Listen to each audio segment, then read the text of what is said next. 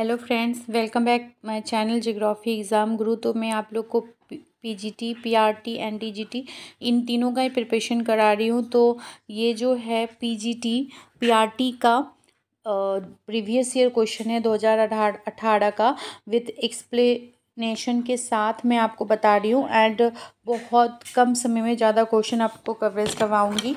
और जिन लोग का भी एग्ज़ाम अभी स्टार्ट हो गया है या स्टार्ट हो रहा है, उन सभी को मेरे तरफ से all the best. I hope आप सभी का एग्ज़ाम अच्छा जाए। तो बिल्कुल बिना समय गवाए स्टार्ट करते हैं। कोई शिक्षक, ये जो है शिक्षण एप्टीट्यूड का क्वेश्चन है, ठीक है। कोई शिक्षक बहुत प्रभावी हो सकता है यदि वो अच्छी शिक्षण सहायक सामग्री का उपयोग करे, वह शिक्षा विद्यार्थियों की प्रश्न पूछने में सहायता करे, वह विद्यार्थियों को प्रवीणता में सहायता करे, उसके विद्यार्थी उच्च अंक प्राप्त करते हो। तो क्या होगा इसका आंसर? तो इसका जो आंसर होगा, ये आंसर ए हो जाएगा। देखिए, कोई शिक्षक बहुत प्रभावी हो सकता है यदि वो अच्छी शिक्षण सहायक सामग्री का उपयोग करता है। शिक्षण सहायक सामग्री का उपयोग जो है वो अच्छी होनी चाहिए। शिक्षण सहायक सामग्री शिक्षण एवं अधिगम को रोचक तो बनाती है, साथ ही क्या करती है, छात्रों को अधिगम के लिए भी अभिप्रेरित करती है। प्रभावी शिक्षण सहायक सामग्री का उपयोग करके शिक्षक छात्रों को कक्षा अधिगम प्रक्रिया में सफलतापूर्वक शामिल कर सकता है तथा बच्चे भी ध्यानपूर्वक और रुचिपूर्ण ढंग से अधिगम प्रक्रिया में शामिल होते हैं। नेक्स्ट क्वेश्चन है 52 नंबर। सामाजिक परिपक्वता के गुण को सर्वाधिक उपयुक्त ढंग से निम्न प्रकार वर्णन किया जा सकता है। पहला, ए, मित्रों को जीतने तथा लोगों को प्रभावी करने की योग्यता, उच्च स्तर का व्यक्तिक समायोजन, उच्च स्तर की सामाजिक समर्थता, व्यक्तिगत आवश्यकताओं तथा प्रयोजनों का सामाजिक आवश्यकताओं एवं उद्देश्यों को उच्च समन्वय। तो देखिए, इसका जो आंसर हो जाएगा वो 52 का क्या हो जाएगा, देखिए डी हो जाएगा। व्यक्तिगत आवश्यकताओं तथा प्रयोजनों का सामाजिक आवश्यकताओं एवं उद्देश्यों को उच्च समन्वय सामाजिक परिपक्वता के गुण को सर्वाधिक उपयुक्त ढंग से वर्णित करता है। सामाजिक रूप से परिपक्व व्यक्ति जो होता है वह स्वयं के हितों के साथ साथ समाज के हितों का भी ध्यान रखता है, अर्थात वह व्यक्तिगत समायोजन में निपुण होता है। नेक्स्ट क्वेश्चन है 53। नीचे दो सेट दिया हुआ है, देखिए। संवेदी प्रेरक यानी जिसको सेंसरी मोटर कहते हैं, पूर्व संक्रियात्मक प्री ऑपरेशनल, मूर्त संक्रियात्मक कंक्रीट ऑपरेशनल स्टेज, एंड औपचारिक संक्रियात्मक फॉर्मल ऑपरेशन, ठीक। और यहाँ सेट 2 में दिया हुआ है, तो किसका क्या होगा, यहाँ पे क्या होगा, आपको मिलान करना है ना। तो यहाँ पे देखिए दिया हुआ है विपर्य चिंतन, वस्तु स्थायित्व, ऑब्जेक्ट परमानेंट, अहम केंद्रवाद, निगुणात्मक चिंतन, पुनरावृत्ति कार्य और गहन आत्मबोध। तो देखिए, इसका जो हो जाएगा वो होगा संवेदी प्रेरक, मतलब वस्तु स्थायित्व। संवेदी प्रेरक का क्या होगा, सेंसरी मोटर का होगा वस्तु स्थायित्व, ठीक है। वस्तु स्थायित्व, ऑब्जेक्ट परमानेंस। पूर्व संक्रियात्मक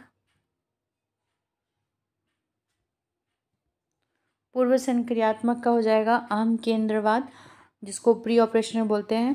अहम केंद्रवाद मतलब ईगोसेंट्रिस्ट।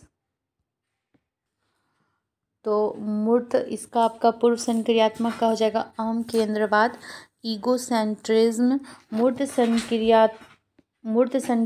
संक्रिया का होगा, और मूर्त संक्रियात्मक का होगा विपर्ययी चिंतन, रिवर्सिबल थिंकिंग।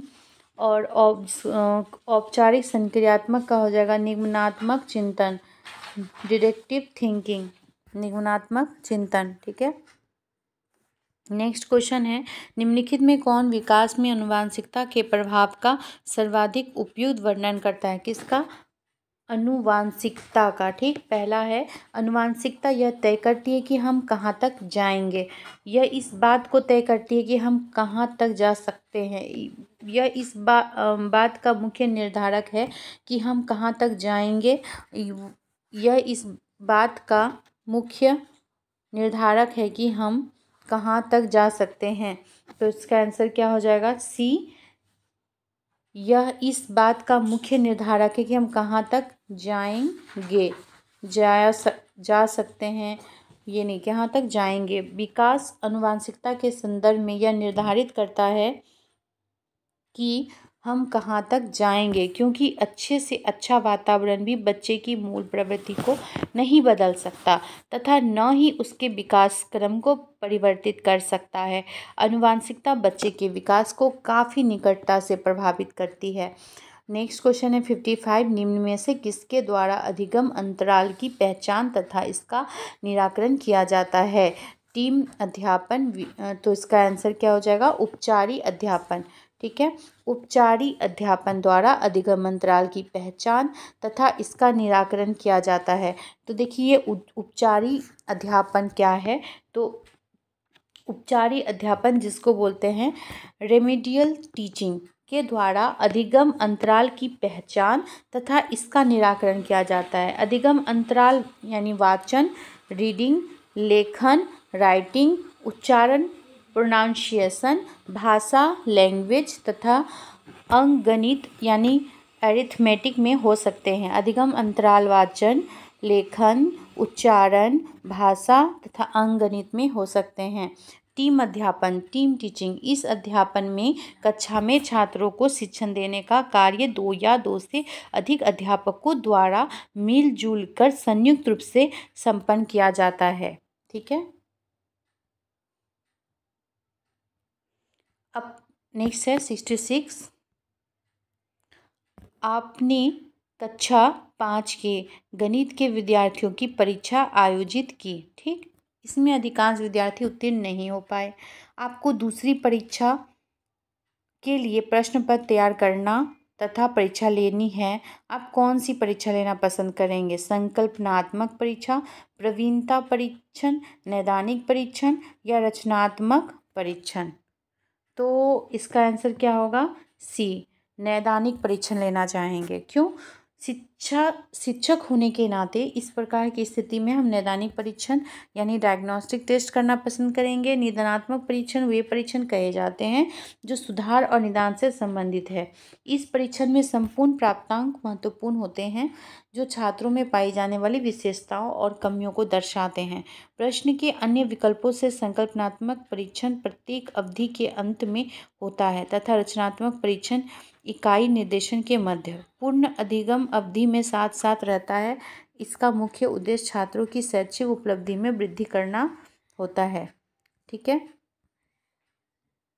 नेक्स्ट क्वेश्चन है प्रतीकात्मक उद्दीपन के प्रति संवेदी अनुक्रिया निम्न में से किसका परिणाम है? तो इसका जो आंसर हो जाएगा वर्धित इंद्रिय बोध। क्या होगा? वर्धित इंद्रिय बोध। प्रतीकात्मक उद्दीपन के प्रति संवेगी अनुक्रिया वर्धित इंद्रिय बोध यानी इंक्रीज सेंसरी प्रीसेप्शंस का परिणाम है। उदाहरण के लिए भूख लगने पर भोजन को देखकर मुंह में लार आना उद्दीपक के प्रति अनुक्रिया है। इसका आभास हमें इंद्रियों के द्वारा होता है। इसके अतिरिक्त मानव अपने वातावरण के प्रति अनुक्रिया भी अपने इंद्रिय बोध के पश्चात ही करता है। इसलिए प्रतीकात्मक उद्दीपन के प्रति संवेदी अनुक्रिया जो है वर्धित इंद्रिय बोध का परिणाम है। नेक्स्ट क्वेश्चन है सामान्यीकृत विचार तथा विशेषताएं जो एक पुरुष तथा महिला में होना चाहिए निम्न में से क्या है? तो देखिए जो होना चाहिए वो जेंडर भूमिका है। क्या होना चाहिए? जेंडर भूमिका। सामान्यीकृत जेंडर भूमिका होना चाहिए। सामान्यीकृत विचार तथा विशेषताएं जो एक पुरुष तथा महिला में होनी चाहिए जेंडर भूमिका कहलाती है। स्त्री पुरुष विचारों के प्रति समानता एकरूपता की भावना जेंडर संवेदनशीलता कहलाती है। जेंडर रूढ़ धारणा जेंडर संवेदनशीलता पूर्णतः विपरीत धारणा है। जेंडर रूढ़ धारणा और जेंडर संवेदनशीलता। ठीक है, नेक्स्ट क्वेश्चन है किसी विद्यार्थी की अनुचित अनुक्रिया को निपटाने का उत्तम तरीका क्या हो सकता है? पहला है विद्यार्थियों को पुनः विषय वस्तु के बारे में विस्तार से समझाना। विद्यार्थियों को यह बताना कि उसका उत्तर गलत है।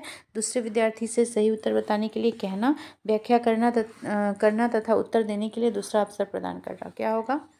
देखिए इसका आंसर होगा डी, व्याख्या करना तथा उत्तर देने के लिए दूसरा अवसर प्रदान करना। किसी विद्यार्थी की अगर अनुचित अनुक्रिया को निपटाने का उत्तम तरीका है उस विद्यार्थियों को व्याख्या करने और उत्तर देने के लिए दूसरा अवसर प्रदान करना। इस प्रकार से विद्यार्थियों को सकारात्मक रूप से अधिगम के प्रति प्रेरित किया जा सकता है। नेक्स्ट क्वेश्चन है सूक्ष्म अध्यापन जिसको माइक्रो टीचिंग एक तकनीक है जिसका उपयोग किया जाता है कम संख्या वाली कक्षाओं के अध्यापन हेतु, अनुरूपित स्थिति में अध्यापन हेतु, विशिष्ट अध्यापन कौशल में शिक्षक की तैयारी हेतु, या कठिन अवधारणाओं को अध्यापन हेतु। तो जो इसका आंसर होगा सी, सूक्ष्म अध्यापन, जिसको माइक्रो टीचिंग कहते हैं, एक तकनीक है जिसका उपयोग विशिष्ट अध्यापन कौशल में शिक्षक की तैयारी हेतु किया जाता है। सूक्ष्म शिक्षण शिक्षण का वह लघु और सरल रूप है जिसमें शिक्षण की जटिलताओं को कम करने का प्रयास किया जाता है। सूक्ष्म शिक्षण निम्न सिद्धांतों पर आधारित होता है: अभ्यास का सिद्धांत, पुनर्बलन का सिद्धांत, प्रयोगात्मकता का सिद्धांत, मूल्यांकन का सिद्धांत और निरंतरता का सिद्धांत। ठीक, नेक्स्ट क्वेश्चन है, एमएस ऑफिस में फॉर्मेटिंग टूलबार पर फोंट साइज टूल में डैश सबसे छोटा और सबसे बड़ा फॉन्ट साइज उपलब्ध है। तो इसका जो आंसर होगा वो 8 और 72 होगा। एमएस ऑफिस में फॉर्मेटिंग टूलबार में फॉन्ट साइज टूल 8, ठीक है, सबसे छोटा, तथा 72 सबसे बड़ा फॉन्ट साइज है। अब देखिए, एमएस ऑफिस के फॉर्मेटिंग टूलबार पर फॉन्ट साइज टूल में 8 सबसे छोटा, 72 सबसे बड़ा फॉन्ट साइज उपलब्ध है। यद्यपि वर्ड में 1 और 1 सबसे छोटा एंड 1638 के बीच फॉन्ट आकार का समर्थन करता है, हमें इस फॉन्ट डायलॉग बॉक्स के माध्यम से एक्सेस करना होगा। दैनिक संचार के लिए लैपटॉप पर आमतौर पर प्रयुक्त होने वाले इनपुट डिवाइस कौन है? कंप्यूटर के क्वेश्चन आ गए, देखिए तो कौन से हैं? कीबोर्ड तथा माउस, कीबोर्ड और सीडी रोम, माउस और पेन ड्राइव, या कीबोर्ड और स्क्रीन। तो इसका आंसर होगा कीबोर्ड तथा माउस। दैनिक संचार के लिए लैपटॉप पर आमतौर पर प्रयुक्त होने वाला इनपुट डिवाइस कीबोर्ड और माउस ही होगा। ठीक है, नेक्स्ट क्वेश्चन है, एक स्लाइडर के जाने और दूसरे स्लाइडर के आने के मध्य मोशन इफेक्ट डालने के लिए निम्नलिखित में से किस विशेषता का उपयोग किया जाता है?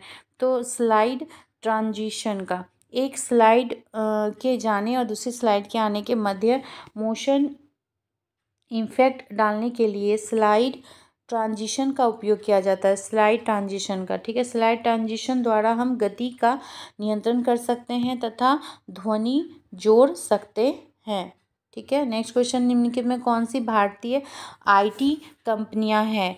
इंटेल और HCL तथा TCS, डेल तथा TCS, इंटेल तथा विप्रो। तो इसका आंसर होगा बी, HCL तथा TCL जो है भारतीय आईटी कंपनियां हैं।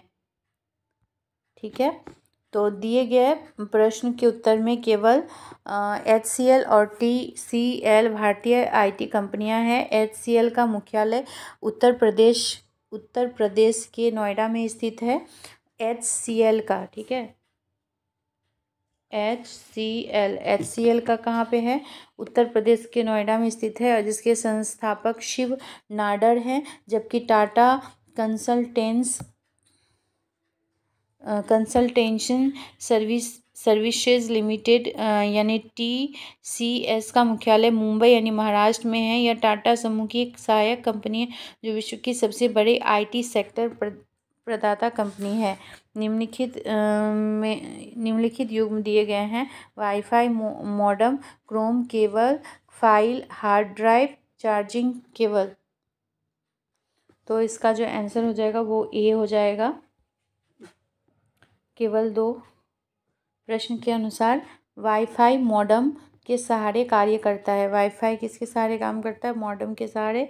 चार्जिंग केबल के द्वारा ही संपन्न हो सकता है चार्जिंग, और फाइल हार्ड ड्राइव के द्वारा ही ट्रैवल कर सकता है। जबकि क्रोम एक सॉफ्टवेयर एप्लीकेशन है। क्रोम क्या है? क्रोम एक सॉफ्टवेयर एप्लीकेशन है जो केवल सॉफ्टवेयर द्वारा ही संचालित हो सकता है। नेक्स्ट क्वेश्चन है, किसी डॉक्यूमेंट्स MS ऑफिस में डाटा को एक स्थान से दूसरे स्थान पर ले जाने के लिए निम्नलिखित में से किस विकल्प का उपयोग किया जाता है? तो इसका होगा कट एंड पेस्ट का। ठीक है, नेक्स्ट है इंग्लिश का, choose the option which best describe the meaning of the underline items. तो जो आइटम्स अंडरलाइन है उसके लिए बेस्ट मीनिंग क्या होगा? She crawled forward inch by inch.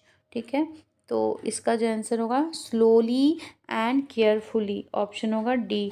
The idiom inch by inch means very slowly, carefully and gradually, hence slowly and carefully is the correct answer. Okay, next question 72. Choose the option which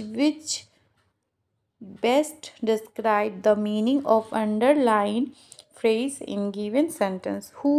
Can who can say who will turn up next, ठीक है, turn up, withdraw, win, arrive या depart.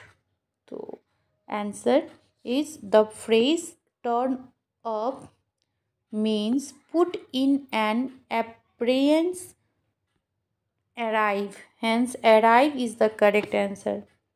So option C is a correct. Next question, choose from given option the word similar in meaning to the one given below. Fourth means option A. Fourth means form, FOAM, form. Fourth means a mass of small bubbles in liquid caused by agitation, fermentation or salivating, form fizz. Hence form is the similar in meaning to the word fourth. Next question, choose the option to fill in the blank with the correct form of the verb. Where's my pen? Ram dash it yesterday. Had lost, lost, has lost, would lose. So appropriate answer is A. Where's my pen? Ram had lost it yesterday. Had lost will be the right use as the past time is evident in the given sentence. Choose the correct option to fill in the blank in the following sentence. He rules a vast empire. Into, over, at, over. He rules over a vast empire. The phrase rule over is used in the sentence of exercising absolute authority or control over someone or something. Hence, over will be the correct preposition to fill in the blank. Next question, choose the option to fill in the blank in the following sentence with correct form of the verb. Be dash Ram and Shyam for many years. Know, have known, know या have been knowing. तो we dash Ram and Shyam for many years. We use present perfect tense to talk about unfinished action or state or habit that started in the past and continues to the present. Hence, have no will be right uses at implies that no Ram and Shyam, it is continuing truth. Okay, next, choose the option which each word in the following table has been correctly matched with its respective part of speech. For me, flux, but, can. Option A, conjunction, verb, adjective, noun. Option B, foamy is an adjective, flux is a noun, but conjunction and can is a verb. But is a conjunction and can is a verb.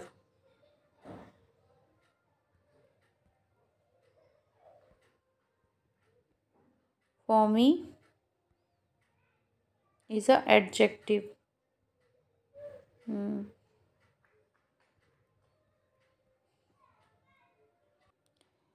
Which form of sentence is the following? I was offered a chair. Active, passive, interrogative, imperative. Option B passive. Which form of sentence is the following? I was offered a chair is a passive. The given sentence is in passive form in simple past tense. Choose the correct option and fill in the blanks in the following sentence. Sita has got dash nice smile. तो Sita has got a nice smile. The phrase got a nice great smile is used. Hence, will be the correct word to fill in the blank. Choose from the given option the word nearly opposite in meaning to the one given below: popular, raw, notorious, relevant, promoted. So option A, raw. Popular, raw. Popular means liked or admired by many people or by a particular person or group, commonly like, approved. While raw means not trained or experienced. Raw means not fully developed. Hence both words are nearly opposite meaning. तो अब आ गया हिंदी का question English के बाद। तो हिंदी का देख लेते हैं। रचना के अनुसार वाक्य का भेद किस विकल्प में दिया गया है? वाक्य लोग सभी गिरते हैं जब असावधान होते हैं। सरल, संयुक्त, मिश्र, साधारण। कैसा है ये? मिश्र है। रचना के अनुसार वाक्य का भेद लोग सभी गिरते हैं जब असावधान होते हैं, तो ये मिश्र है। ऐसे वाक्य जिनमें सरल वाक्य के साथ साथ कोई दूसरा वाक्य भी हो वे वाक्य मिश्र वाक्य कहलाते हैं। अर्थात वाक्यों की रचना जब एक से अधिक ऐसे साधारण वाक्यों से होती है जिसमें एक प्रधान वाक्य होता है और दूसरा वाक्य आश्रित होता है। इस वाक्य में मुख्य उद्देश्य और मुख्य विधेय के अलावा एक या अधिक समापिका क्रियाएं होती है, जिसे लोग तभी गिरते हैं जब असावधान होते हैं, तो वो मिश्र वाक्य होंगे। भारत में बोली जाने वाली प्रमुख भाषाओं के परिवार किस विकल्प में दिखाए गए हैं? तो देखिए इसका जो आंसर होगा ए, आर्य, द्रविड़, यूरोपीय और अरबी। आर्य, द्रविड़, यूरोपीय और अरबी। भारत में आर्य, द्रविड़, यूरोपीय और अरबी भाषा परिवार की भाषाएं बोली जाती है। दक्षिण भारत में द्रविड़ भाषा परिवार की भाषा की प्रधानता है। इस मंदिर में लोग पीताम्बर पहनकर पूजा करते हैं। उपयुक्त वाक्य में रिक्त स्थान के उपयुक्त समास होगा। इस मंदिर में लोग पीताम्बर पहनकर पूजा करते हैं, तो पीताम्बर यहाँ कौन सा समास है? द्वंद्व, कर्मधारय, बहुब्रीय या तत्पुरुष। तो यहाँ होगा बहुब्रीय। पीताम्बर बहुब्रीय। वाक्य में पीताम्बर शब्द के माध्यम से बहुब्रीय समास का बोध होता है। अर्थात जिस समास में न तो पूर्व पद प्रधान हो और न उत्तर पद प्रधान हो, दोनों पद मिलकर जब तीसरे पद की ओर संकेत करते हैं तो वो बहुब्रीय समास होता है। पीत और अंबर जिसका वह पीताम्बर। विष्णु लंबा है उदर जिसका लंबोदर अर्थात गणेश। नेक्स्ट क्वेश्चन, हमारे वीर सैनिक देश के लिए अपनी डैश है। युक्त वाक्य में रिक्त स्थान के लिए उपयुक्त मुहावरा क्या है? तो जान लगाना। ठीक है, हमारे वीर सैनिक देश के लिए अपनी क्या कर रहे हैं? जान लगाना। ठीक है, उपयुक्त मुहावरा है। निम्नलिखित शब्दों की व्याकरणिक कोटियाँ किस विकल्प में ठीक प्रदर्शित है? शब्द सुंदरता, अपनाया, आप, उष्ण। ठीक, संज्ञा, क्रिया, सर्वनाम, विशेषण।